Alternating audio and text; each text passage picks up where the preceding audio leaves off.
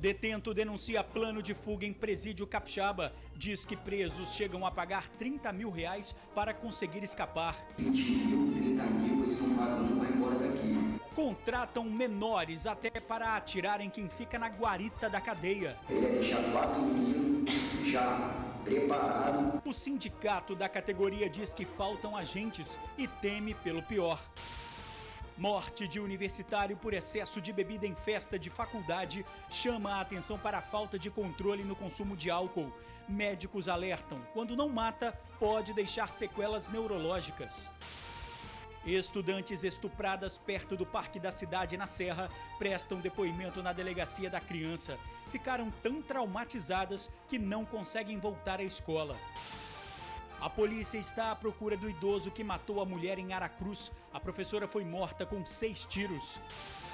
6 suspeitos são detidos em operação em Morro de Vila Velha. Com um dos acusados, foi apreendida uma pistola das Forças Armadas. Maconha também foi apreendida. Polícia ocupa 2 bairros da capital e apreende uma pistola, uma carabina, munição, colete, drogas e até uma máscara. Foi enterrado hoje o corpo do surfista que morreu praticando yoga. Ele quebrou o pescoço e estava sozinho em casa na hora do provável acidente. E nada de deixar a declaração do imposto de renda para a última hora. O site da Receita Federal já está normalizado depois de um primeiro dia de muita lentidão. E este ano há mudanças. Fique atento, a gente volta em 1 minuto.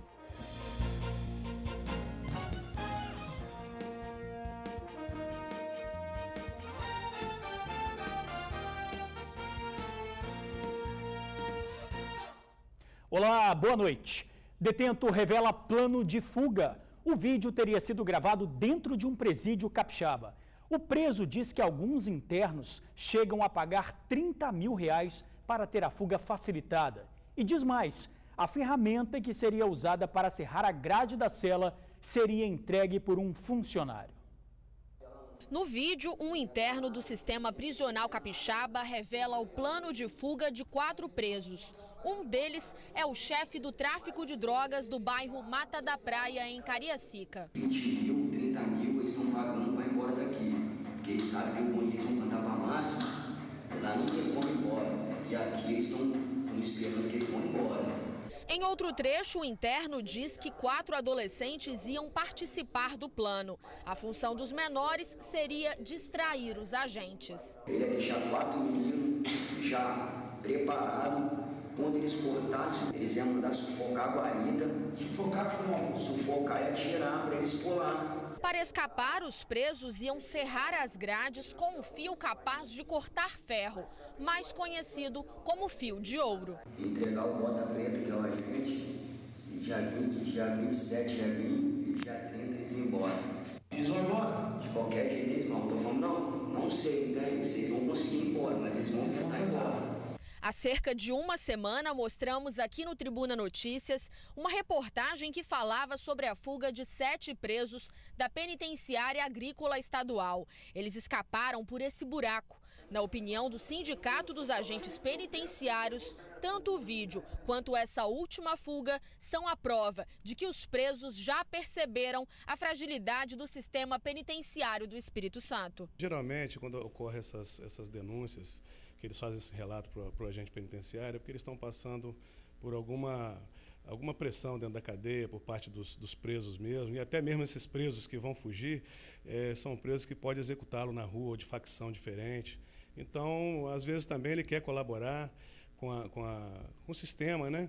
E acaba abrindo essas informações para os agentes penitenciários. Segundo o sindicato, a recomendação nacional é de que um agente penitenciário seja responsável no máximo por 5 presos. No Espírito Santo, de acordo com a categoria, o número de agentes é pequeno para atender a demanda. Hoje, a população carcerária está em torno de 17 mil presos. Alguns presídios, não são todos, mas alguns presídios chega a ter uma pessoa armada trabalhando à noite no presídio. O sindicato vai continuar tentando informar as autoridades, denunciando ao Ministério Público, antes que ocorra uma tragédia, antes que ocorra uma fuga em massa, antes que ocorra assassinato de inspetores penitenciários trabalhando. A gente tem aí um quadro de reserva aí com mais 250 aguardando para trabalhar e o secretário não nomeia. Então é uma situação dramática que a gente está vivendo hoje.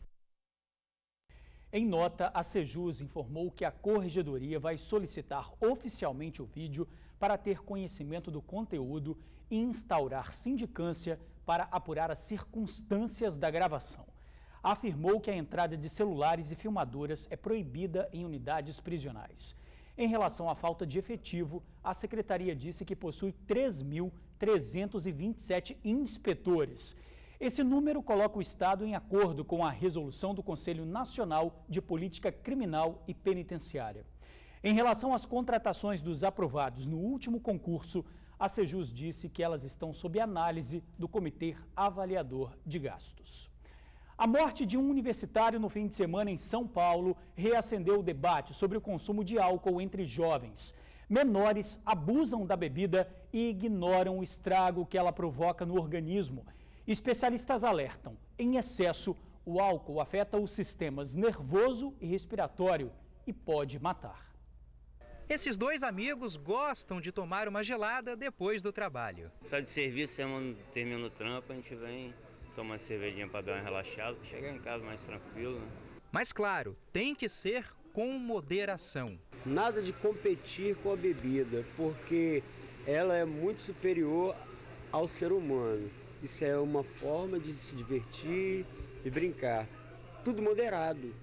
E foi isso que faltou numa festa promovida por alunos de uma universidade de São Paulo no último fim de semana. No local havia bebida alcoólica liberada.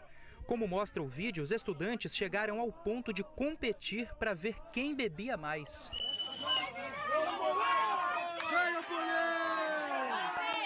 O resultado foi que um dos participantes entrou em coma alcoólico.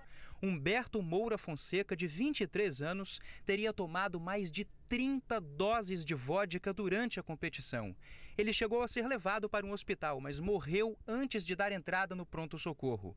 Outros 3 estudantes estão internados em estado grave. O organismo tem a capacidade de metabolizar 1 dose de bebida alcoólica por hora. O fígado funciona como se fosse o filtro do álcool.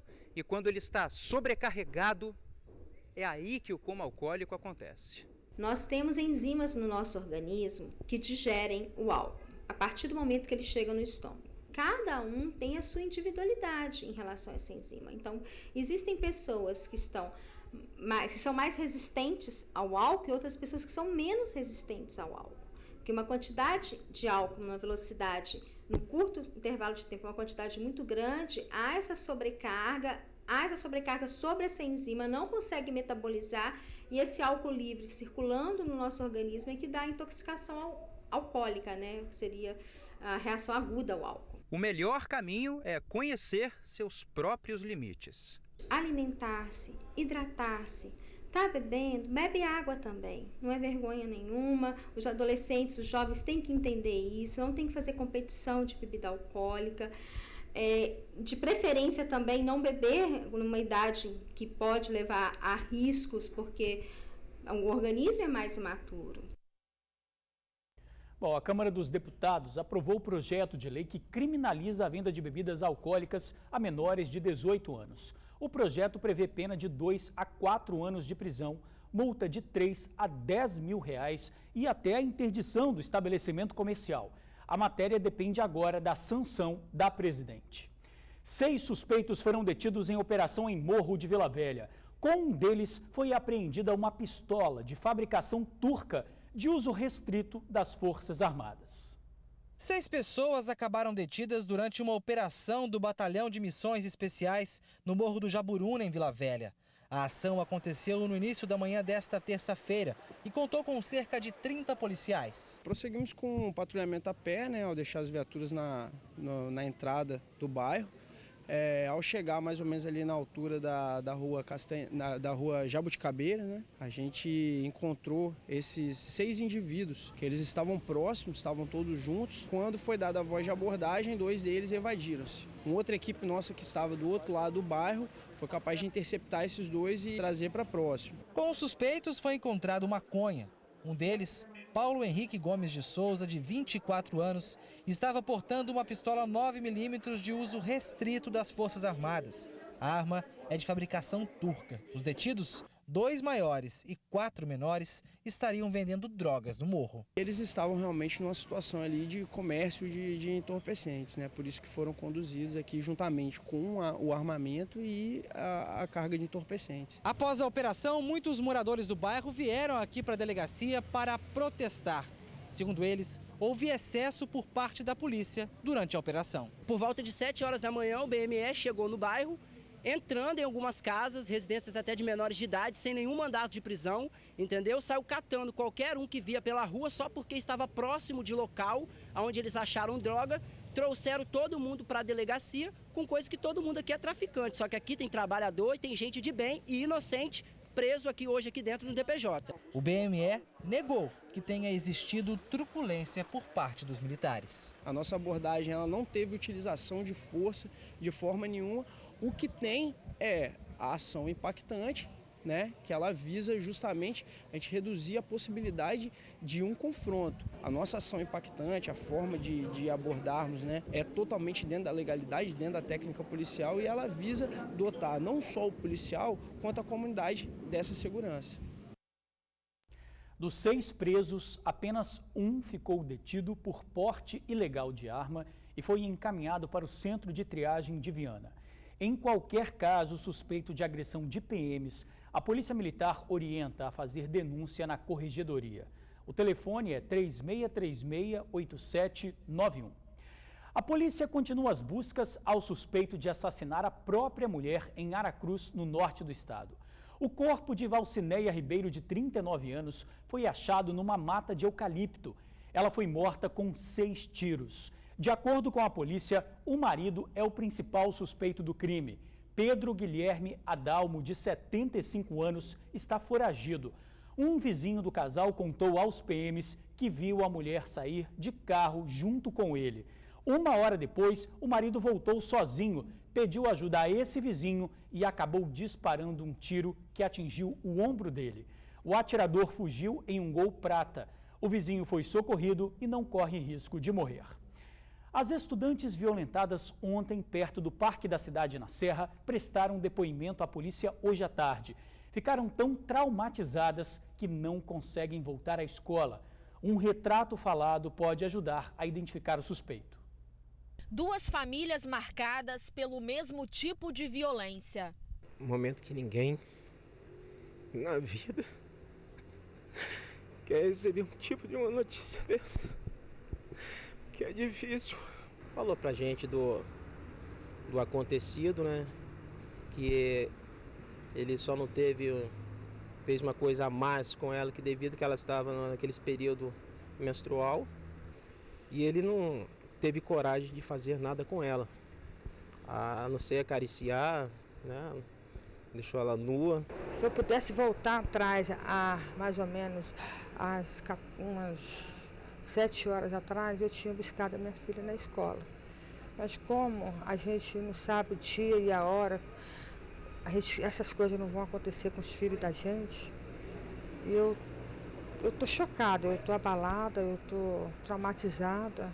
As adolescentes de 17 anos saíram mais cedo da escola e foram embora a pé. Uma delas ia para o curso de inglês, a outra para casa. As estudantes foram surpreendidas no momento em que passavam na frente do Parque da Cidade na Serra. Um homem se aproximou das amigas. Elas pensaram que se tratava de um assalto. Ele chegou, abraçou essa, ó, me segue. O homem bem apresentável, que aparentava ter 20 anos, estava armado. Ele ordenou que as meninas não olhassem para trás. As estudantes foram obrigadas a caminhar por esta estrada de chão. Foi neste terreno baldio que os abusos aconteceram. A minha filha, também abalada, teve que ficar de costas vendo a outra sendo abusada. Ele não se contentou, mandou a outra virar, falou que ia matar a amiga dela se ela corresse. Aí a minha filha foi diferente, ele estrupou ela, ele fez o que ele fez com ela. Tudo que você pensar que um covarde faz, ele fez com a minha filha. Foram 20 minutos de terror. O suspeito levou o dinheiro da passagem das meninas e 2 celulares. Ele fugiu a pé. Elas correram até o parque da cidade e pediram ajuda a um vigilante. Pegou um ônibus, normalmente ele falou, ó, não fala pra ninguém, nem olha pra trás, que eu vou matar vocês dois, eu vou voltar pra matar vocês dois. Aí elas foram pro parque da cidade, correndo, pedir ajuda.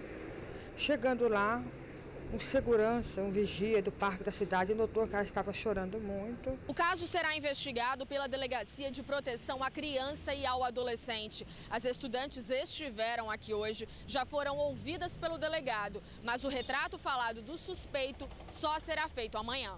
Equipes da DPCA estão nas ruas em busca de imagens de câmeras de vigilância que ajudem a identificar o suspeito. As vítimas agora lutam para tentar seguir em frente. É uma tarefa difícil. Hoje mesmo elas não foram à escola.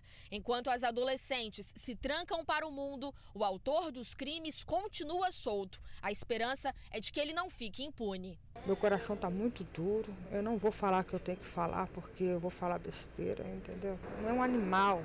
Falaria para ele o seguinte, que um dia, eu não sei se ele pretende um dia ter uma filha, ele criar aquela filha dele com muito amor. Eu queria que ele entendesse o que é esse sentimento que um pai, o transtorno que ele trouxe para uma família, né, para 2 famílias no caso.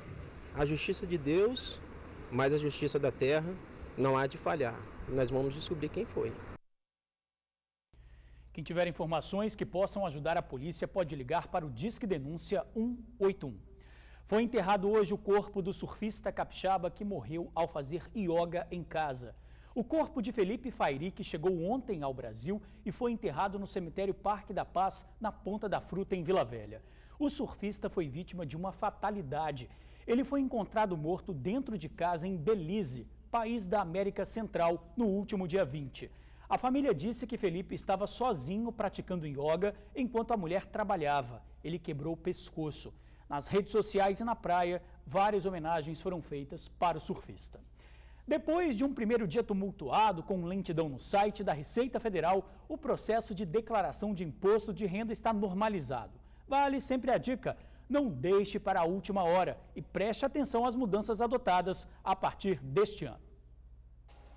O programa da Receita Federal já está disponível no site. Basta baixar o programa e preencher o formulário eletrônico. De acordo com este contador, as mudanças não foram muito grandes. Uma delas é para os contribuintes isentos. Piorou para o contribuinte na realidade, porque a tabela foi registrada em apenas 4,5%, onde deveria ser no mínimo em 6,5%. Então, isso prejudicou o trabalhador, porque a tributação passou a ser maior. Ele geralmente está mudando de faixa salarial e automaticamente mudando de faixa de tributação. Outra mudança é a obrigatoriedade de informar quanto foi o imposto deduzido no pagamento do 13º salário. As principais mudanças são as mesmas de antigamente. Na realidade, né, principalmente a parte de despesas médicas, escola das crianças, faculdade. Deve-se guardar esses documentos porque geralmente, quando não é apresentado, cai na malha fina. E uma novidade que tem também é o pagamento de pensão alimentícia, que você tem que citar o CPF e o tomador da pensão alimentícia. É um campo obrigatório que eles abriram esse ano, juntamente com o campo do 13º salário, eles abriram o campo para o imposto de renda retido na fonte. É um rendimento tributado exclusivamente na fonte, que não tinha na declaração e passou a ter a partir desse ano. Mas o importante mesmo é não deixar nada para a última hora. Afinal, o prazo de entrega termina no dia 30 de abril. E há quem insista em esperar o prazo final para fazer a declaração. Este escritório de contabilidade vai processar em 2 meses mais de 1.000 declarações. 2 meses, mas geralmente o pessoal deixa tudo para a última hora. Não tem muito mistério não, mas é bom trabalhar com um profissional para que tenha um respaldo legal, para não ter problema depois com o leão. O endereço eletrônico da Receita Federal é receita.fazenda.gov.br. E uma dica, todos os dias o jornal A Tribuna traz uma coluna especial tirando as principais dúvidas relacionadas ao imposto de renda. Você pode enviar um e-mail com a sua pergunta para impostoderenda@redetribuna.com.br. o tempo definitivamente mudou no estado. Desde ontem à noite, pancadas de chuva por toda a Grande Vitória. Hoje cedo, o clima também chuvoso, que seguiu pela tarde. Em Afonso Cláudio, um temporal atingiu a cidade e alagou ruas. Foram 15 minutos de chuva. E para amanhã, quarta-feira, a instabilidade marítima continua avançando para o estado. A previsão é de sol entre nuvens e pancadas de chuva ao longo do dia em todas as regiões. As temperaturas variam de 14 a 29 graus na região serrana e de 18 a 34 nas outras regiões. E a seguir, operação em 2 bairros da capital. A polícia apreendeu armas e droga. A gente já volta. Batalhão de Missões Especiais apreende drogas em bairros da capital. No bairro Conquista, os militares apreenderam em uma residência uma pistola calibre 9mm, uma carabina calibre 44. Já no bairro Forte São João, pedras de crack e buchas de maconha. Todo o material foi encaminhado à delegacia de Vitória. E a gente fica por aqui. Para você, uma boa noite e até amanhã.